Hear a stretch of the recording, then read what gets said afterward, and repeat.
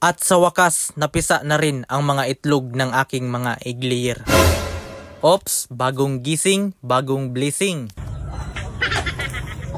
Kay ganda ng umaga ko ngayon mga bade dahil sinalubong ako ng biyaya. Pagkatapos nga ng 21 araw mga bade, simulan nung pinalimliman ko ang mga pertil na itlog ng aking mga egg layer dito sa aking native na manok at sa wakas ngayon ay napisa na rin. Pero medyo nakakapanghinaya nga ng konti mga bade dahil sa 13 itlog na aking pinalimliman dito sa aking native na manok, 7 lang yung napisa at itong natirang 6 na itlog mga bade ay nabugok. Dito sa Bisaya mga bade, bugok ang tawag namin sa itlog na hindi napisa. Ewan ko lang kung anong tawag diyan sa Tagalog. Comment nyo na lang sa comment section para dagdag kaalaman. Balik tayo dito sa ating mga sisiyo mga bade. Sa mga nagtatanong dyan at sa mga hindi pa nakakaalam kung ano bang klaseng manok ang aking inaalagaan dito sa aking maliit na farm. Breed po ito ng mga egg layer mga bade. Yung tipong manok na hindi na kailangang sampahan para makapag-produce ng mga itlog. Layer feeds lang ang katapat mga bade at mangingitlog na yan sila. Simula pagkapisa ng sisiyo mga bade, umaabot ng mahigit 7 buwan bago pa sila magsimulang mangitlog. Ang kagandahan lang dito sa mga breed na ito mga bade, mga breed ng mga white leghorn, ay matagal mo itong mapapakinabangan sa pagpapaitlog. Umaabot ito ng 3